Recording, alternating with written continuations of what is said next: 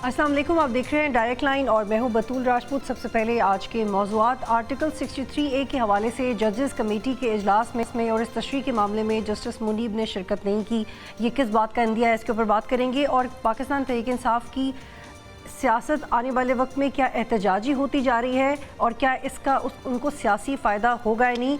और बलूचिस्तान के हवाले से एक आम डेवलपमेंट ये है कि बिलावल भुट्टो ज़रदारी बहुत एक्टिव नज़र आते हैं बलूचिस्तान को लेके, लेकिन वो शायद भूल रहे हैं कि गवर्नमेंट तो उनकी अपनी है, इकदाम किसी और ने नहीं, उन्होंने खुद करने हैं।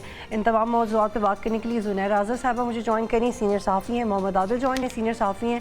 इफ्तिखार फ़िरदौस साहब ज्वाइन करें, सीनियर सहाफ़ी हैं। बहुत शुक्रिया आप सबका। मोहम्मद आदिल साहब बताइएगा, आप इस्लामाबाद में बैठे हुए हैं। 63A का मामला एक ऐसा मामला है जिसमें हर रोज़ एक नई डेवलपमेंट होती है, उसका साइज़ वेरी करता है, लेकिन हम इग्नोर नहीं कर सकते जो भी डेवलपमेंट हो रही है। जस्टिस मुनीब ने कहा कि वो हिस्सा नहीं बनेंगे और उन्होंने ये दरख्वास्त की कि आप नज़रसानी का हिस्सा बना दें, इसको नज़रसानी का ही हिस्सा बना दें मेरी एब्सेंस को, लेकिन सीजे ने इसको टेकअप नहीं किया। Is this a sign of a new rift with in judiciary?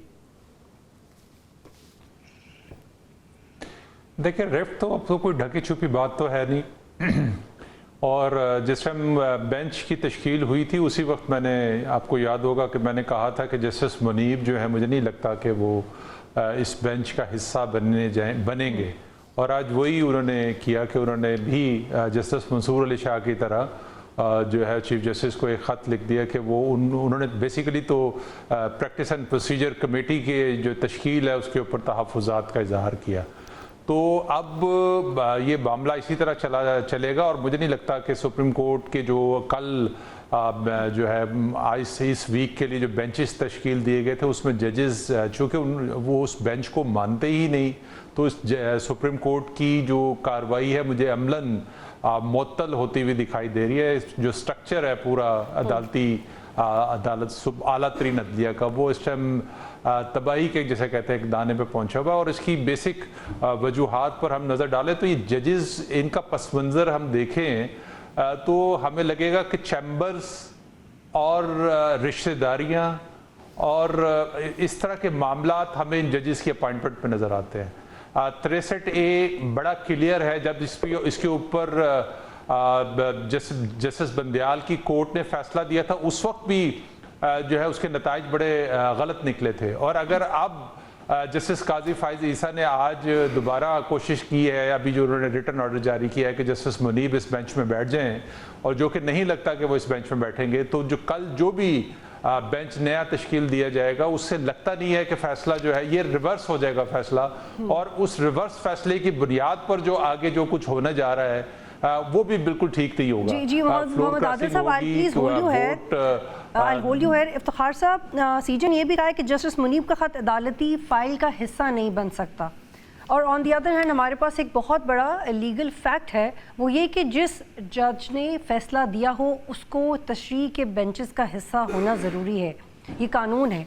अब जस्टिस मुनीब अगर बेंच का हिस्सा नहीं बनेंगे तो फिर सीजे के पास क्या जवाज़ हो सकता है उनको आसानी से रिप्लेस करने का, जबकि कानून कह रहा है कि आप रिप्लेस नहीं कर सकते। अब ये तो नहीं हो सकता कि जस्टिस मुनीब भी एक पोजीशन इख्तियार कर जाएं और सीजे भी पोजीशन इख्तियार कर जाएं, तो फिर मामलात आगे कैसे बढ़ेंगे। लेकिन बज़ाहिर पोजीशंस हमें नज़र आ रही। देखिए, जो प्रैक्टिस एंड प्रोसीजर बिल के नीचे जो ये सारा काम हो रहा है वो उसी सारे फ्रेमवर्क को मुतनाज़ा बनाया गया। अब जब काजी ईसा साहब बात कर रहे हैं कि, और आप उनकी जो हियरिंग के दरमियान में कमेंट्स हैं वो बहुत क्लियर हैं कि अगर कोई हिस्सा नहीं बनना चाहता तो फिर जो नेक्स्ट अवेलेबल सीनियर जज होगा उसको जो है वो बना देंगे। मेरे ख्याल में तो एक इशू जो है वो चल रहा है, उसके लिहाज से जो हमें नजर आता है ये बना तो देंगे, लेकिन कल की जो हियरिंग है वो इम्पोर्टेंट है क्योंकि उसमें एक स्टेटमेंट काजी फाइज ईसा साहब ने कहा कि हम उनको मना लेंगे। मुझे नहीं लगता, आखिरी जो इत्तलाआत इस प्रोग्राम में आने से पहले जो थी उसमें तो कहीं ऐसा नहीं लग रहा था कि वो हिस्सा जो है वो बन जाएंगे। लगता है ऐसे ही है कि इसको जो है बुलडोज करने की कोशिश की जाएगी, लेकिन रेजिस्टेंस जो है वो बाहर से आएगी। पहले भी हमने देखा कि तकरीबन 3000 से ऊपर वकला ने जो है वो खत जो है वो लिखा है, इसमें क्लियरली बताया गया है कि जजेस को इसका हिस्सा जो है वो नहीं बनना चाहिए। تو ہم نے ہمیشہ دیکھا ہے کہ بار کی جو پالیٹکس ہوتی ہے وہ ججز کے جو ہے ڈیسیجنز کو بھی اور بینچز کو بھی جو ہے وہ انفلوئنس کرتی ہوئی آ رہی ہے. مجھے نہیں لگتا کہ یہ بینچ اتنی آسانی سے جو ہے وہ بنے گا. زنیرہ یہاں پہ ایک بڑا اہم نقطہ یہ کہ یہ نظر ثانی کا کیس اینی ہاؤ 2 سال سے زیر التوا ہے، جب سے پنجاب کا ریرن الیکشن ہوا تھا اور اس وقت بھی 24 لوگوں کو ڈسکوالیفائی کیا تھا، لیکن اس کی تشریح میں ابھی تک سارے ادارے پھنسے ہوئے ہیں. 2 سال سے یہ حل نہیں ہوا. اب آپ کو لگتا ہے کہ یہ حل ہو جائے گا؟ جبکہ being a journalist I think کہ جسٹس منیب نے بھی جو پوزیشن اختیار کی ہے وہ بھی سمجھ سے بالا تر ہے کہ آپ ہی کا دیا ہوا فیصلہ کی تشریح کوئی اور بہتر کیسے کرے گا، وہ اپنے آپ کو اس سے الگ کیسے کر سکتے ہیں، احتجاجاً ہی الگ کیسے کر سکتے ہیں؟ ایسے لگتا ہے جس طرح جوڈیشری امپلوژن کا شکار ہے. پہلے تو یہ ہوتا تھا کہ باہر سے چیزیں انفلوئنس کر رہی ہیں ادارے کو اور اس کی وجہ سے کچھ ری ایکشن سامنے آ رہے ہیں، لیکن ابھی تو انر ڈویژن اور انر فالٹ لائنز اتنی واضح ہو گئی ہیں کہ it's an implosion to me. اور جب دونوں طرف سے امپلوڈ بھی کر رہا ہے اور ویسے بھی کمپرومائز ہو رہا ہے ایٹ دا ہائیسٹ لیول، تو اس کے بعد جو نارمز رہ جاتے ہیں، ہر ادارے کے کچھ نارمز ہوتے ہیں جو لاز سے زیادہ امپورٹنٹ ہوتے ہیں یا اتنے ہی امپورٹنٹ ہوتے ہیں. اب نارمز بھی بریک ہونا شروع ہو گئے ہیں، جس طرح ان کو اس میں بیٹھنا چاہیے کیونکہ پہلے بھی تشریح انہوں نے ہی کی تھی جسٹس منیب نے. تو یہ میرا خیال ہے اس کا یہ کہنا بہت مشکل ہے کہ یہ کہاں جا کے معاملہ رکے گا. اور اس سے ذہن میں یہ بھی آتا ہے کہ اگر ابھی اتنی ڈویژن ہے اور اس کے بعد سپریم کورٹ 2 حصوں میں بٹ جاتی ہے، ایک آئینی کورٹ بن جاتی ہے اور ایک دوسری رہ جاتی ہے، تب کیا ہوگا؟ تب بھی یہ دونوں کورٹس پھر آپس میں اسی طرح ججز ٹکرا رہے ہوں گے. ایک کہے گا کہ اس کی تشریح یہ ہے، دوسرا کہے گا میں اس کی یہ تشریح نہیں مانتا، بیکاز جو دوسری کورٹ ہوگی آئینی کورٹ کے نیچے وہ اپنی ساری انسپریشن تو ادھر سے ہی ڈرا کر رہی ہوگی. تو یہ کلیشز بہت آگے تک جاتے نظر آ رہے ہیں اور اب ججز کو لگتا ہے اس بات کی پرواہ بھی نہیں رہی کہ جو پبلک پوسچرنگ جا رہی ہے وہ کتنی ڈیمیجنگ ہے ادارے کے لیے بھی اور ویسے بھی. ایک سوشل جسٹس سسٹم ہے، ایک سسٹم نے چلنا ہے ججز کے فیصلے کی بیس پہ. تو everything seems to be compromised اور nobody seems to be bothered about it. ٹھیک ہے عادل صاحب، آپ کو یاد ہے کہ یہ ڈبیٹ تھی کہ پارلیمانی کمیٹی کا اختیار ہو یا پارٹی کے سربراہ کا اختیار ہو، اور اس وقت اس ڈیبیٹ کے بعد یہی نتیجہ نکلا کہ آپ منرف اراکین کا ووٹ کاؤنٹ نہیں کریں گے. اس کی چاہے جو بھی تشریح ہو، لیکن کیا یہ ڈیبیٹ یہاں پہ آ کے دوبارہ رک جائے گی کہ پارلیمانی کمیٹی زیادہ اہم ہے؟ کیونکہ ایک طرف ججز کا رفٹ اور ان کی لڑائی تو ہے، لیکن وہ جمہوری بحث بھی اوپن اینڈڈ رہ گئی ہے کہ پارلیمانی کمیٹی کا زیادہ اختیار ہے یا سربراہ کا زیادہ اختیار ہے. ہم 2 سال پیچھے چلے جائیں گے اگر justice Munib definitely he is not going to reverse what he wrote, لیکن اگر وہ اس پہ بات بھی نہیں کریں گے تو کنفیوژن کیسے ختم ہوگی عادل صاحب؟ دیکھیں، ثاقب نثار کی کورٹ نے جب سینٹ کا الیکشن تھا تو انہوں نے ایک فیصلہ دیا تھا جس میں نواز شریف صاحب نے جن سینیٹرز کے زیر دستخط جو ہے ٹکٹس جاری کیے تھے ان کو سب کو منسوخ کر دیا تھا اور ان کی پارٹی کی جو سربراہی ہے وہ بھی فارغ کر دی تھی. اس وقت پارٹی صدر کو امپورٹنس دی گئی تھی. بعد میں اس فیصلے کی بنیاد پر پارلیمانی پارٹی کو جو ہے وہ با اختیار بنا دیا گیا، کیونکہ جو اس وقت کے حالات کے مطابق ضروری تھا کہ پارلیمانی پارٹی کو اختیار کیا جائے، کیونکہ جو اسپیکر پنجاب اسمبلی تھے انہوں نے اسی بات کو بنیاد بناتے ہوئے ایک خط لکھا تھا جس کو ریجیکٹ کر دیا سپریم کورٹ کی اس عدالت نے، بندیال کی عدالت نے، جسٹس بندیال کی عدالت نے، اور اس کی بنیاد پر آئین کو ری رائٹ کر دیا. ری رائٹ اس طرح سے کر دیا کہ ایک بندے نے جرم کیا ہی نہیں، آپ نے اس کو سزا سنا دی. جو آئین ہے وہ یہ کہتا ہے کہ آپ جرم کریں گے تو آپ کو یہ سزا ملے گی، اور سپریم کورٹ آف پاکستان یہ کہتی ہے کہ اگر آپ سوچیں گے جرم کرنے کے بارے میں تو آپ کو پھر بھی سزا دے دی جائے گی. یعنی کہ انہوں نے اپنے ہی بہت سارے فیصلوں کے نفی جو ہے ایک فیصلہ سنا دیا تھا. تو یہ میرا نہیں خیال ہے کہ یہ فیصلہ جو ہے وہ آگے کنٹینیو کر سکتا ہے، لیکن اس فیصلے کی بنیاد پہ جو نیا فیصلہ جو بھی متوقع فیصلہ ہے اس کی بنیاد کے اوپر یقینی طور پر جو پولیٹیکل حالات ہیں وہ بہتری کی طرف نہیں جائیں گے، نہ جوڈیشری کے لیے حالات بہتری کی طرف جائیں گے اور نہ پولیٹیکل سیٹ اپ میں جو معاملات ہیں وہ بہتری کی طرف جائیں گے۔ لیکن چونکہ ہماری سیاست کا حصہ ہے، اسی طرح لڑائیاں جو ہے وہ ججز کے درمیان بھی چلتی جائے گی اور پارلیمنٹ کے درمیان بھی۔ اب جو چیز سب سے زیادہ امپورٹنس نظر آ رہی ہے کہ پارلیمنٹ کا انفلوئنس جو ہے وہ سپریم کورٹ آف پاکستان کے اوپر آتا ہوا نظر آ رہا ہے۔ اس سے پہلے جسٹس افتخار چودھری کے بعد سینیرٹی کا جو رول اپلائی ہوا تھا، اب جس طرح کی آئینی عدالت بنے گی اس میں جو پرائرٹی ہے وہ حکومت دے گی ججز کو، وہ اپنی مرضی کے جج لائے گی۔ وہ بے شک وہ جو بھی فارمولا اس کے لیے بنائے کہ ہر صوبے سے ایک جج ہے، لیکن فارمولا اور ججوں کی اپائنٹمنٹ تو حکومت نہیں کرنی ہے۔ افتخار صاحب دو چیزیں بتائیے گا، ایک تو ہارس ٹریڈنگ واقعی رکنے کی طرف معاملات جا رہے ہیں یا کنٹرولڈ ہارس ٹریڈنگ کی طرف معاملات جا رہے ہیں، اور دوسری بات یہ کہ ایک طرف بحث یہ ہے کہ سی جے سینئر ججز کو کنسیڈر نہیں کر رہے اور 63A پارلیمانی کمیٹی کو کنسیڈر نہیں کر رہا، ان دونوں نکات میں ہمیں کہیں جمہوریت نظر نہیں آ رہی ہے۔ لیکن بطول اگر یہ سیناریوز ہیں جس کے اوپر ہم بات کر سکتے ہیں، جو اس کرنٹ سیناریو ہے، اگر بینچ بھی نہیں بنتا اور انٹرم سٹے جو ہے وہ دے دی جاتی ہے، تو میرے خیال میں کوئی ہارس ٹریڈنگ کی بات جو ہے وہ بنتی نہیں ہے، کیونکہ اگر انٹرم کے اندر جو آرڈر جو ہے وہ آئے ہیں اس میں بہت کلیئرلی اس کی انٹرپریٹیشن جو ہے وہ الیکشن کمیشن اس بیسس پہ کر دے گی کہ ہم نے پہلے جو ہے ایک فیصلہ جو ہے وہ دیا تھا اور اس بیسس پر جو پی ایم ایل این ہے ان کو انٹرم آرڈر کے نیچے فی الحال جو ہے وہ سیٹس جو ہے وہ دے دیے جائیں، اور پھر ان کو کسی اور ہارس ٹریڈنگ کی ضرورت ہی نہیں پڑتی، ان کو نمبرز جو ہے وہ مل جائیں گے، غالباً 236 کے درمیان جو ہے وہ نمبرز جو ہے وہ 236 اور 234 کے درمیان میں نمبرز جو ہے وہ نظر آتے ہیں۔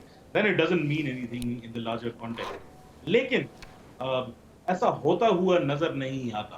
اگر بلڈوز کرنے کی بھی کوشش کی جو ہے وہ جائے اور پریکٹس اینڈ پروسیجر بل کے تحت جو ہے نیکسٹ سینئر ترین یا اویلیبل جج کو بٹھا کر بھی جو ہے یہ پروسیڈنگز جو ہے وہ جاری رکھی جائے، لگتا نہیں ہے کہ یہ پولیٹیکلی جو ہے معاملات جو ہے وہ سیٹل ہونے جائیں گے، بلکہ یہ فردر کنفرنٹیشن کی طرف جائے گا۔ اگر فیصلہ اس کی انٹرپریٹیشن میں آتا بھی ہے 63A کی طرف سے بھی، پھر بھی ایک طرف جو ہے ملک میں احتجاج کی کال بھی دے دی گئی ہے اور دوسری طرف جو ہے پارلیمنٹ کے اندر بھی معاملات اس طرح کے سیٹل نہیں آتے۔ ابھی بھی ججز کی اپوائنٹمنٹ کے اوپر جو ہے وہ مسئلہ بنا ہوا ہے، اور اگر انٹرم کے اندر فیصلہ نہیں آتا اور ابھی یہ پارلیمنٹ کے نمبرز بھی پورے نہیں ہوتے، مجھے نہیں پتا کہ کیسے جو ہے کانسٹیٹیوشنل امینڈمنٹ جو ہے وہ آگے ہونے جو ہے وہ جائے گی۔ یہ معاملات جو ہے ہی رہیں گے اور میرے خیال میں فردر کانفرنٹیشن کی وجہ بنی۔ زنیرہ، ہم جب بھی قانونی معاملات کے بارے میں بات کرتے ہیں تو ڈیفینیٹلی بحث رک جاتی ہے، کیونکہ یہ ایک ایسا موضوع ہوتا ہے جس میں جب تک سماعتیں نہ ہوں، آبزرویشنز نہیں ہوں، ریمارکس نہیں ہوں، آپ اس کے اوپر مزید بحث نہیں کر سکتے، جس کی وجہ سے سیاسی پہلو پہ بات کرنی پڑتی ہے۔ تو جو 63A کے حوالے سے ڈیولپمنٹس ہو رہی ہیں، آپ کو لگتا ہے کہ یہ definitely it has to do more with the attitudes?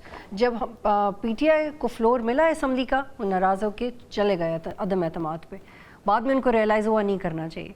اسی طرح ججز کو ایٹ لیسٹ ایک فلور ملتا ہے، آپ کو ایک گراؤنڈ ملتا ہے جہاں پہ آپ اپنی بات کر سکیں۔ اپنی سیٹ چھوڑ کے چلے جانا یہ بات ٹھیک ہے، لیکن اب ملک یہ افورڈ نہیں کر پا رہا۔ یہ ریئلائزیشن کیوں نہیں آ رہی کہ at least this attitude is not right, آپ بات کریں؟ پہلے ہم امپریس ہو جاتے تھے ایسی چیزوں سے کہ وہاں ریزائن کر دیا اور چھوڑ کے چلے گئے اور بات نہیں کی، لیکن پھر رہ کون جائے گا بات کرنے کے لیے اگر ہر بندہ وہ فلور ہی چھوڑ کے چلا جائے گا، جیسے ہم دیکھ رہے ہیں جوڈیشری میں بھی ہو رہا ہے، پارلیمنٹ میں بھی ہو رہا ہے۔ پہلے جب یہ بات ہوتی تھی کہ کوئی سیٹ چھوڑ کے چلا جائے یا ریزائن کر کے چلا جائے تو اس کے پیچھے مقصد یہ ہوتا تھا کہ شاید اس سے ایک مورل پریشر بلٹ ہوگا، یہ پتہ چلے گا کہ ہم لوگ اس غلط یا اللیجیٹیمیٹ، جو جس کے بھی خیال میں وہ چیز فلور اللیجیٹیمیٹ تھا، ہم اس کا حصہ نہیں رہنا چاہتے، تو کوئی ریئیکشن آئے گا، کچھ لوگ آئیں گے، بات چیت کی طرف لے کے آئیں گے اور معاملات سالو ہو جائیں گے۔ آہستہ آہستہ سمجھ یہ آئی کہ اگر آپ ریزائن کرتے ہیں تو کریں, آپ چھوڑ کے جاتے ہیں تو جائیں, سسٹم تو چلتا رہے گا. یہی پی ٹی آئی کے ساتھ ہوا جب انہوں نے اسمبلیز ڈیزالو کی. ان کا خیال تھا الیکشنز ہو جائیں گے, لیکن ہم نے دیکھا کہ انہوں نے کہا کہ واٹ الیکشنز, کوئی الیکشنز نہیں جب تک ہم نہیں سمجھیں گے. تو یہ پریسیڈنس, اسی لیے تو بار بار اس چیز پہ زور دیتے ہیں ہم لوگ کہ آپ ایک دفعہ پریسیڈنس سیٹ کریں, اگلی دفعہ ایک نیا لو آپ ہٹ کریں گے. It is going to be a new low. اس سے اوپر تو نہیں جائیں گی چیزیں, امپروائز تو نہیں کریں گی, بیکاز مورالٹی کا تو یہاں کوئی نام نشان نہیں ہے. یہاں تو ٹیکنیکل گراؤنڈز پہ بس ایک دوسرے کو نئی طریقے سے ناک آؤٹ کیا جا رہا ہے. تو جسٹس منیب کو بھی یہ سوچنا چاہیے تھا کہ جو ڈیمیج ہو رہا ہے وہ تو ہو رہا ہے, بٹ میں اپنی جاب تو کروں, میں کم از کم بیچ میں بیٹھ کے جو بھی میری سے ہے اس بارے میں وہ تو دوں. لیکن because he is not available to the media, تو ہم ان سے نہیں پوچھ سکتے کہ آپ نے ایسا کیوں کہا اور کیوں کیا. اور ان کا جو نوٹ ہے وہ بھی بڑا عجیب ہے. وہ کہتے ہیں کہ مجھے یہ بھی نہ سمجھیں کہ میں حصہ نہیں بن رہا اور مجھے آپ ایکسکیوز بھی کر دیں. مطلب میری سمجھ سے باہر تھا کہ وہ کیا کہہ رہے تھے کہ احتجاج ہے اوپنلی کہ میں نے اس کا حصہ نہیں بننا, تو پھر اس کو آپ ریکارڈ کا حصہ کیوں نہیں بننے دے رہے. تو ایسے لگتا ہے پرسنل ایشوز جو ہیں وہ پریسیڈنس لے گئے ہیں. لیکن اس میں سب سے بڑا نقصان عدلیہ کا اپنا ہے. پارلیمنٹ جو چاہ رہی تھی, پارلیمنٹ کو آپ لیوے دے رہے ہیں, کھلا راستہ دے رہے ہیں وہ سب کرنے کے لیے, تو ایک اور ادارہ کولیپس ہوتا ہوا دکھائی دے رہا ہے. اور جسٹس منیب کو بھی چاہیے کہ وہ اس کا حصہ بنے تاکہ اس کی پروفیشنلی مزید تشریح کی جا سکے. اور اگر انہیں لگتا ہے کہ ریورس کرنے سے حالات ٹھیک ہوں گے تو ڈیفینیٹلی ریورس کریں. اگر وہ سٹینڈ کرنا چاہتے ہیں کہ ریورس نہیں کرنا چاہیے تو نہ اس کو ریورس کریں, لیکن ایٹ لیسٹ آ کے اپنا کام تو کریں, کیونکہ ملک مزید ناراضگیوں کا متحمل ہو نہیں سکتا. اس وقت پاکستان میں ادارے, افراد, گورنمنٹ ناراض ہونے کے علاوہ کچھ کر نہیں رہی. آپ لوگ ناراضگیاں چھوڑ کے کام کریں گے تو ڈیفینیٹلی حالات بہتر ہو جائیں گے. بریک لیتے ہیں پھر واپس آتے ہیں.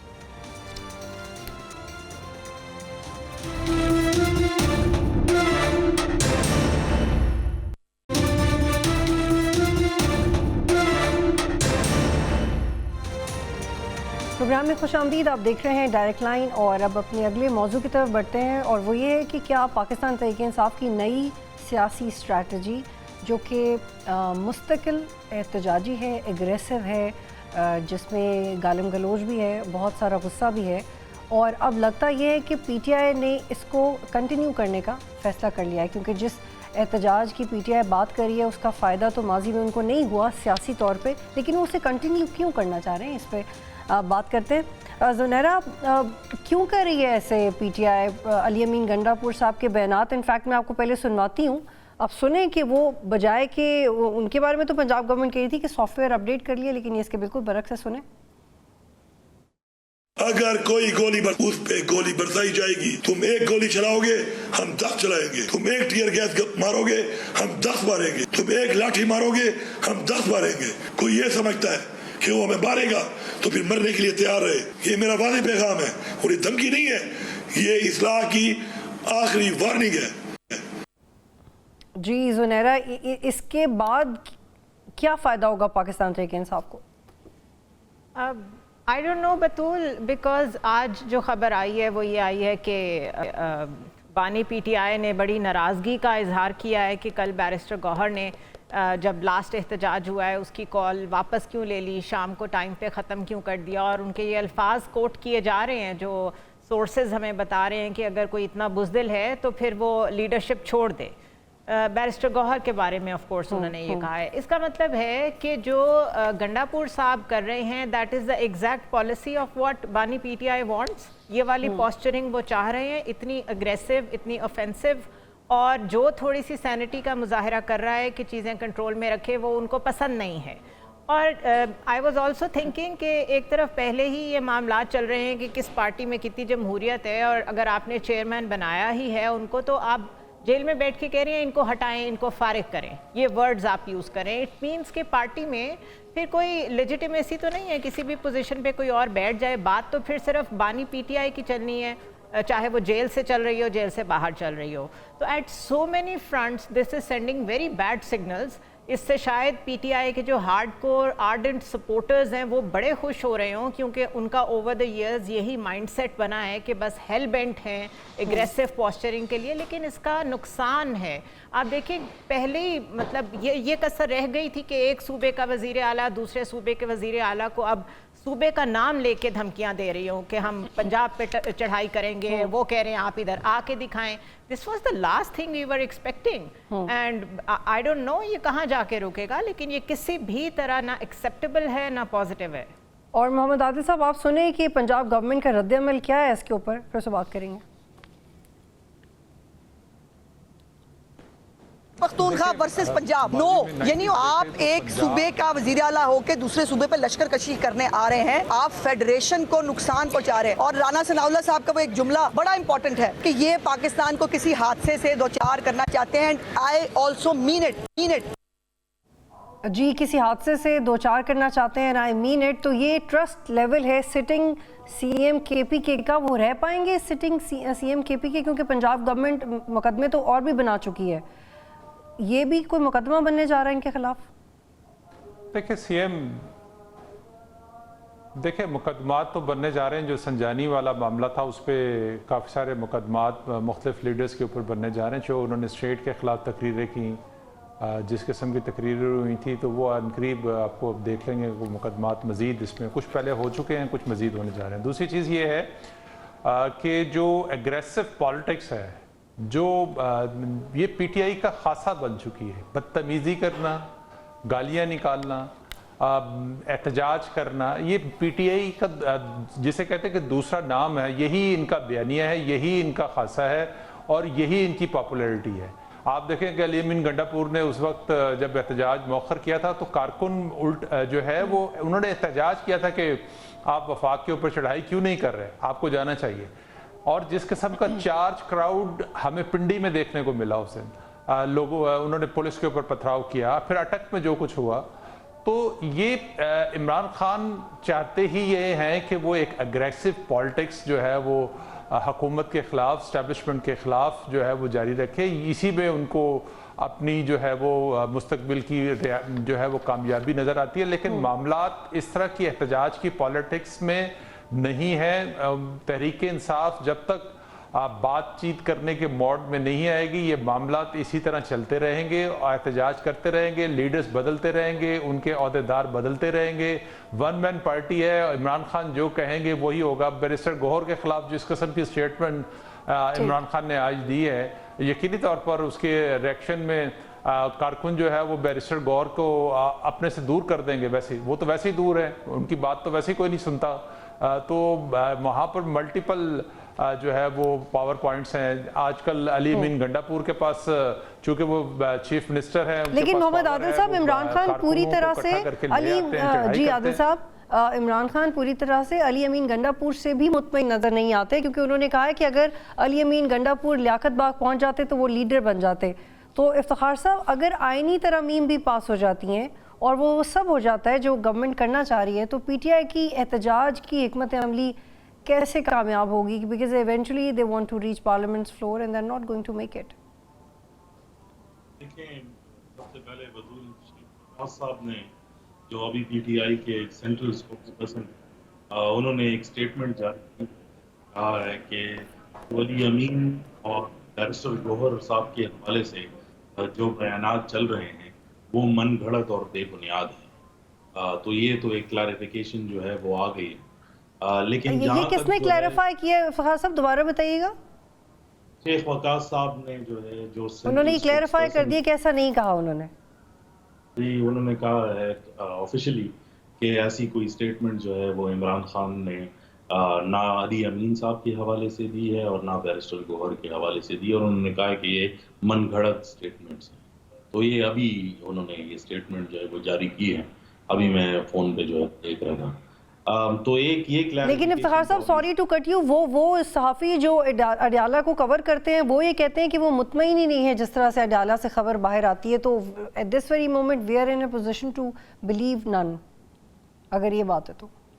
جی ایگری وتھ دیٹ, کیونکہ جو باتیں ہیں, کیونکہ اس کے برعکس میں آپ کو یہ بتانے والا تھا کہ جو علی امین جو ہمارے چیف منسٹر ہیں خیبر پختونخوا کے, ان کے آفیشیل جو چینل ہے جسے وہ کاسٹ کر, انہوں نے جو سٹیٹمنٹ علی امین کے حوالے سے ہے کہ उनको सराहा है और कहा कि वो बहुत बड़े लीडर हैं और उनका टोन बिल्कुल ठीक है। और एक और भी बात चल रही थी रिलेटेड टू चीफ जस्टिस के हवाले से, काजी फायज अजीजा साहब के हवाले से और लंदन प्लान के हवाले से, वो बयान ऑफिशियली जो है अली अमीन गंडापुर के चैनल से भी जो है वो शेयर हुआ है। तो किसकी यकीन करें और एक्चुअल अंदर हुआ क्या और कौन क्या स्टेटमेंट दे रहा है, इस वक्त ये तो नामुनासिब है कहना कि किसकी बात पर जो है वो यकीन किया जाए। लेकिन एक चीज बहुत क्लियर है कि खैबर पख्तूनख्वा जो है वो इस्तेमाल होगा और वो इस तरीके से इस्तेमाल होगा कि अभी जो कॉल दी गई है और वापस जो है डी चौक में धरने देने की बातें की जा रही हैं और पर्टिकुलरली जो है वो अली अमीन गंडापुर को कहा गया है कि आप उसकी अरेंजमेंट्स करें। लगता है ऐसा ही है कि खैबर पख्तूनख्वा जो है वो in the midst of chaos जो है वो रहेगा। लेकिन बतूल, इसमें एक बात जो है मैं इम्पोर्टेंट करना समझता हूँ कि इसको एक एथनिक रंग दिया जा रहा है। एक तरफ तो पीटीआई को जो है वो ऐसा मंसूब किया जा रहा है कि ये शायद पश्तूनों की पार्टी है और पंजाब के ऊपर जो है वो अटैक जो है वो किया जा रहा है। मेरे ख्याल में ये टोनेशन और ये इस किस्म की जो है फ्रेमिंग जो इस सारे पॉलिटिकल कॉन्फ्लिक्ट की हो रही है, इसमें एक एथनिक कॉन्फ्लिक्ट खुद जो है बन के आ रहा है जो रियासत के लिए जो है डेंजरस है। ठीक है जुनैरा, आपकी रीडिंग क्या है कि पीटीआई को क्या ये रियलाइजेशन नहीं है कि एहतजाजी सियासत से वो नुकसान होता रहा है, उनको पकड़ दकड़ हुई है, उनके लोगों से प्रेस कॉन्फ्रेंसेस करवाई हैं जो कि सच है, उनसे पार्लियामेंट का फ्लोर वो नहीं हैंडल कर पाए, वो सियासी तौर पर मुतहरक नहीं है, तो एक सियासी गलती है जो उनसे हुई है 9 मई के बाद। वो क्यों दोहराएंगे एहतजाज को? क्या इमरान खान को मिसगाइड किया जा रहा है या उनके एडवाइजर्स अब भी ठीक नहीं है? मसला कहाँ है? क्योंकि इमरान खान तो डेस्परेटली चाहते हैं कि वो जेल से बाहर आ जाएं, ऐसा नहीं है कि वो नहीं चाहते कि वो जेल से बाहर ना जाएं। What is wrong? आपको लगता है कनेक्शन में कुछ कम्युनिकेशन में इशू है, कुछ ग्रे एरिया जो एड्रेस नहीं कर पा रहा मीडिया या पीटीआई? देखिए बतूल, इस वक्त 2-3 चैनल्स एक्टिव हैं। एक बैरिस्टर गौहर की तरफ से आप समझ लें, एक अली अमीन गंडापुर की तरफ से आप देख लें और एक अलीमा खान की तरफ से आप देख लें। मैंने जो पहले कॉन्टेक्स्ट कहा है कि जी वो बिल्कुल खुश नहीं है बैरिस्टर गौहर से, वो सोर्स इन्हीं तीनों में से एक तरफ से आ रही है। बिल्कुल। तो इनर फैक्शंस भी आपस में इस वक्त बहुत उनकी डिविसिवनेस है और लड़ाई झगड़े हैं, जेलसी है, इस हद तक जेलसी है कि अगर किसी एक को किसी यूनियन लेवल पे भी किसी चीज़ का हेड बनाया जाता है तो उसके मुकाबले में भी 10 लोग और आ जाते हैं। तो बाहर इस वक्त ये सिनेरियो है, अंदर बैठे हुए जो बानी पीटीआई हैं वो कुछ और सोच रहे हैं और बाहर जो डिविसिवनेस है वो आधा फॉलो कर रही होती है इन 3 चैनल्स को और शायद जितनी परसेंटेज रह जाती है वो बानी पीटीआई को।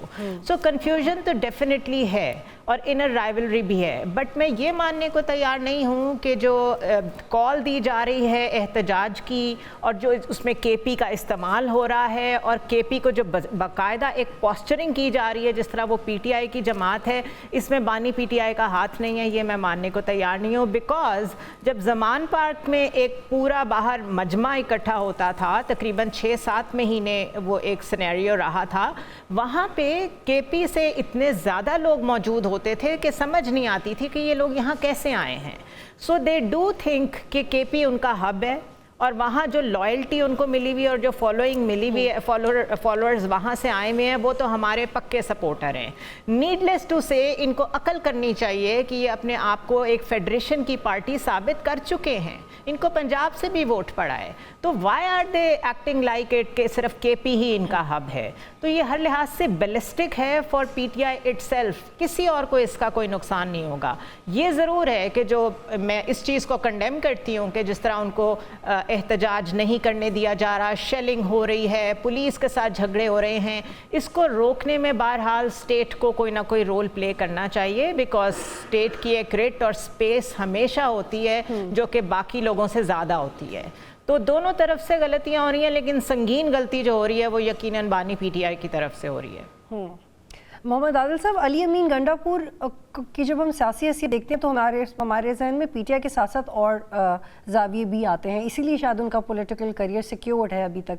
लेकिन उनके इन बयानात के बाद क्या कोर्ट एक्टिव नहीं होगी या गवर्नमेंट एक्टिव नहीं होगी जब वो मरने मारने की धमकियाँ दे रहे हैं? देखिए, गवर्नमेंट यकीनी तौर पे जब डी चौक का ऐलान है उसमें यकीन अब वो इस्लामाबाद पे एक किस्म की चढ़ाई होगी और 2014 سے ہم دیکھ رہے ہیں کہ کے پی جو ہے مسلسل جو ہے حکومت جو استعمال ہو رہی ہے پی ٹی آئی کے دھرنوں کے لیے. ہم جو پی ٹی آئی کی ان کی سرکاری گاڑیاں ہیں کے پی کی, جو پیٹرول استعمال ہوتا ہے, جو لوگ چونکہ اتنا کم ڈسٹنس ہے کے پی اور اسلام آباد میں, تو موسٹلی جو جتنا بھی احتجاج ہوتا ہے اس میں کراؤڈ جو ہے وہ کے پی سے آتا ہے. پھر آزاد کشمیر میں ان کی حکومت ہے, پھر جی بی میں ان کی حکومت ہے. تو اسلام آباد پہ چڑھائی کی صورت میں ہمیشہ کے پی نے لیڈ کیا ہے. 2014 سے یہ تسلسل چلا آ رہا ہے اور ابھی بھی ایسی صورت ہے. اب تو مسلسل تیسری دفعہ وہاں پر جو ہے تحریک انصاف کی حکومت ہے, اور وہ اس کی وجہ یہی ہے کہ وہاں کے لوگ اس قسم کی ایگریسو پالیٹکس جو ہے وہ پسند کرتے ہیں. علی امین جس قسم کی گفتگو کرتے ہیں, جس طرح سے وہ آج بھی انہوں نے مریم کے حوالے سے بات کی کہ وہ عورت کارڈ استعمال کر رہی ہیں, جس قسم کی جسے کہتے ہیں کہ اخلاق سے گری ہوئی گفتگو وہ ماضی میں بھی کرتے رہے ہیں اور اب بھی کر رہے ہیں, لوگ اس کو پسند کرتے ہیں. یہ پی ٹی آئی کا کلچر بن چکا ہے کہ وہ اس طرح کی ایگریسو گفتگو اور اس طرح کی ایگریسو ایکٹیویٹی کو پسند کرتے ہیں. جلسہ جو ہے وہ پی ٹی آئی کا احتجاج اور جلسہ جو ہے پی ٹی آئی کا سمبلز بن گئے ہیں. تو یہ سلسلہ اس وقت تک چلتا رہے گا. علی امین گنڈا پور اب صرف وزیر اعلیٰ ہیں, کل کو کوئی اور آ جائے, لیکن یہ سلسلہ اسی طرح چلتا رہے گا. اور جب جیسے محمد عادل صاحب نے کمنٹ کیا کہ یہ وہاں کے مزاج کا حصہ ہے, تو جب ہم مزاج کی بات کرتے ہیں تو ہرگز ٹارگٹ صوبے کو نہیں کریں بلکہ وہاں کے کلچر کو کریں, اور کلچر میں بھی اس گروپ آف پیپل کو کریں جن کا پی ٹی آئی سے تعلق ہے. ہمارا ہرگز مقصد کسی صوبے کی شناخت پہ کمنٹ کرنا نہیں ہے. یہاں پہ یہ بات کہنا بہت ضروری ہے کہ اگر رؤف حسن صاحب کہتے ہیں کہ پاکستان کا بنگلہ دیش والا حال ہو جائے گا, تو اس کے لیے پاکستان میں کوئی حسینہ واجد بھی ہونا ضروری ہے جس کے اسٹیبلشمنٹ کے ساتھ اچھے تعلقات نہ باقی رہیں. لیکن شہباز شریف صاحب اپنی ریکنسیلیشن کی پالیسی کی وجہ سے جانے جاتے ہیں, تو آپ کے لیے مشکل ہو جائے گا. It's better to get back to work and talks for your better future. Program میں بریک لیتے ہیں, پھر واپس آئیں گے.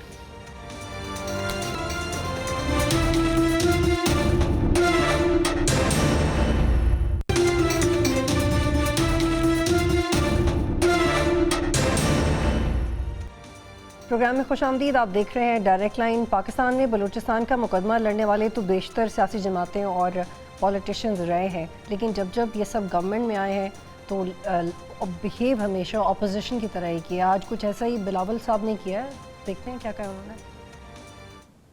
مجھے ایسے لگ رہا ہے کہ بلوچستان کے ساتھ سلطیلا سلوک کیا جا رہا ہے. یہ بلوچستان کے عوام کے ساتھ کس قسم کا انصافی ہے کہ وہ صرف جو 400 ملین کا لون میں نے ورلڈ بینک سے لیا, وہ لون وفاق نے اپنا جیب میں رکھا ڈالرز کا, آپ کو روپیہ دے رہے ہیں اور وہ روپیہ بھی کہہ رہے ہیں وہ استعمال کریں گے, اور 2022 سے لے کے آج تک انہوں نے ایک گھر نہیں بنایا, اور وہ چاہ رہے ہیں کہ میں یہاں آ کے اس چیز کا واہ واہ کروں. وفاق کے ساتھ بات کر کے آپ نے اپنا حق لینا ہے, وہ بھی ابھی تک نہیں ہوا ہے.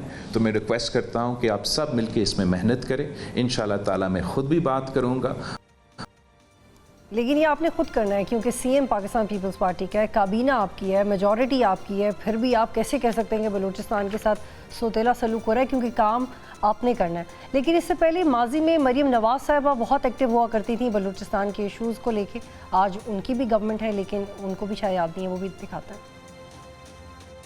پاک کی تقدیر, بلوچستان کی تقدیر بدلنے کا وقت آ گیا. یہ تقدیر آپ بدلیں گے, اور یہاں اب بغاوت اور غداری کے سرٹیفکیٹس نہیں بٹیں گے. ماؤں کے سپوت, بہنوں کے بھائی اور بیویوں کے شوہر لاپتہ نہیں ہوں گے. طیاروں اور گن شپ ہیلی کاپٹرز کے ساتھ آپریشن نہیں ہوں گے. آپ کے وسائل کا استحصال نہیں ہوگا انشاءاللہ. جی محمد عادل صاحب, کس نے تقدیر بدلنی ہے بلوچستان کی؟ دونوں جماعتیں گورنمنٹ میں ہیں. بلوچستان میں پیپلز پارٹی کی گورنمنٹ ہے, سینٹر میں دونوں اکٹھے ہیں. دونوں کو بھی یاد نہیں کہ ماضی میں کیا کہتے رہے. دونوں پارٹیوں کی حکومت ہے, لیکن اصل حکومت تو کسی اور کی ہے, اور ان کی مرضی بغیر وہاں پتہ بھی نہیں ہلتا. جو سی ایم ہے وہ پتہ ہے آپ کو, وہ پیپلز پارٹی کا لیبل تو ضرور لگا ہوا ہے, لیکن وہ کس کے ہیں اور کس کے احکامات مانتے ہیں وہ بھی سب کو پتہ ہے. تو اصل تو چیز یہ ہے کہ بلاول بھٹو جو ہے ایک پولیٹیکل کارڈز جو ہے انہوں نے بلوچستان میں جا کے کھیلا. وہ ہمیشہ کبھی زرداری صاحب جاتے ہیں تو بلوچ کارڈ کھیلتے ہیں, وہ گئے ہیں وہ پولیٹیکل کارڈ کھیل رہے ہیں. اور وہ جو اس میں اہم بات ہے وہ یہ کہہ رہے ہیں کہ میں نے جو ہے ورلڈ بینک سے قرضہ لیا جو وفاق استعمال کر رہا ہے. تو حکومت میں تو ظاہر سی بات ہے شہباز شریف صاحب ہیں، اور شہباز شریف صاحب بھی جب تک ان کو کسی چیز کا اشارہ نہیں ہوتا وہ کوئی کام ایسا کرتے ہی نہیں ہیں. تو شکوہ تو انہیں وفاقی حکومت سے یا شہباز شریف سے نہیں کرنا چاہیے، شکوہ تو کسی اور سے کرنا چاہیے، کیونکہ بلوچستان کے بہت سارے مسائل جو ہیں اس کی وجوہات تو وہی ہیں جو کہ وہاں پر جو پولیٹیکل سسٹم ہے وہ کمپرومائز پولیٹیکل سسٹم ہے، جس کی وجہ سے سارے مسائل ہیں. اسی لیے عوام کی وہاں پہ شنوائی تو ہے ہی نہیں، عوام کے پاس تو کوئی ایسا پلیٹ فارم ہی نہیں ہے جس پہ کھڑے ہو کر وہ بات کر سکیں.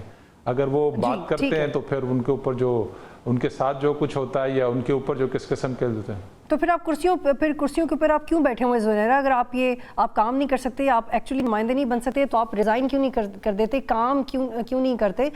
سرفراز بگٹی صاحب کی اپنا تو ووٹ بینک بہت کمزور ہے ڈیرہ بگٹی میں، وہ بڑی مشکل سے اس کرسی پہ پہنچے، الیکشن کی بدولت نہیں پہنچے. تو اب پیپلز پارٹی کو ریئلائز ہو گیا ہے کہ سی ایم ٹھیک نہیں ہے، کسی اور طریقے سے کام کرنے کی ضرورت ہے، کیا سوچ رہے ہیں؟ پیپلز پارٹی کی پالیٹکس تو بطول بالکل سمجھ سے باہر ہیں. ان سے بات کریں، جب ان کو کسی چیز کی ذمہ داری کا ادراک دلانے کی کوشش کریں تو وہ کہتے ہیں ہم تو گورنمنٹ میں ہی نہیں ہیں. جب ان سے پوچھیں کہ اچھا یہ پھر آئینی ترمیم کیوں لا رہے ہیں، وہ کہتے ہیں یہ تو ہمارا ایجنڈا ہے، کیونکہ یہ بے نظیر بھٹو کا COD میں لکھا ہوا ہے تو اس کا تو جھنڈا ہی ہم نے اٹھایا ہوا ہے. وہ اپنا گول پوسٹ چینج کرتے رہتے ہیں ایز اینڈ وین کنوینئنٹ. جس سے بات کریں، جب ان سے پوچھیں اچھا پھر آپ کو جلدی کیا ہے آئینی ترمیم کی، کہتے ہیں نہیں ہمیں تو کوئی جلدی نہیں ہے، وہ تو گورنمنٹ کو جلدی ہے. سو سیاست کو انہوں نے سرکس بنا دیا ہوا ہے. اس لیے میں تو ان کے بارے میں بات کرتے ہوئے بھی کئی دفعہ سوچتی ہوں کہ ہم ٹائم ویسٹ کر رہے ہیں. حقیقت یہ ہے کہ بلوچستان کو ہر پولیٹیکل پارٹی نے نگلیکٹ کیا ہے، اس وجہ سے وہاں پہ وہ سیٹ اپ ہے جس کی طرف عادل صاحب اشارہ کر رہے ہیں. کسی نے تو اس ویکیوم کو فل کرنا ہے نا، تو اس ویکیوم کو جس نے فل کیا آپ اس کے ساتھ ہی جا کے کھڑے ہو جائیں، کچھ بہتری کر دیں. ہر دفعہ پیکج وہ آغاز بلوچستان، تحفظ بلوچستان پیکجز دے کے صوبے نہیں چلتے، ان کو رائٹس دینے پڑیں گے. اس کے بعد پھر آپ کمپلین کرتے ہیں کہ باہر سے انٹرونشن ہو گئی. سو غلطی ہماری ہے، اس کو اون کریں. افتخار صاحب، مریم نواز صاحبہ بھی بہت ایکٹیو تھیں، وہ بھی اب نہیں ہیں. بلوچستان تو آپ کو دونوں پینلسٹ نے بہت کلیئرلی بتا دیے ہیں کہ وہاں پر تو کوئی پولیٹیکل حکومت تو ہے نہیں جس سے آپ کو کوئی گلہ شکوہ ہو. ہاں PPP کا چونکہ ایک سٹانس رہا ہے پبلک اپنی پولیٹکس کھیلنے کے لیے، جو پروونشل اٹانومی کی جو ہے وہ بات کرتے ہیں، تو بلاول صاحب کا بیان اس نہج پہ جو ہے وہ سمجھ آتا ہے. باقی جو مریم صاحبہ نے وہاں پر جو تقریریں کی تھی اس کے بعد تو میرے خیال میں PMLN نے بلوچستان کے اندر کوئی ایسی کارکردگی بھی نہیں دکھائی، نہ ان کی کبھی کوئی سمپتھیز جو ہے اس ایریا سے رہی ہیں. It's just rhetoric, empty rhetoric. نہیں لگتا ہے ایسے کہ فیوچر میں بھی کوئی امیڈیٹ سیناریو میں بہت شکریہ جی، بہت شکریہ آپ تینوں کا پروگرام میں جوائن کرنے کے لیے. پروگرام دیکھنے کا شکریہ. اللہ حافظ.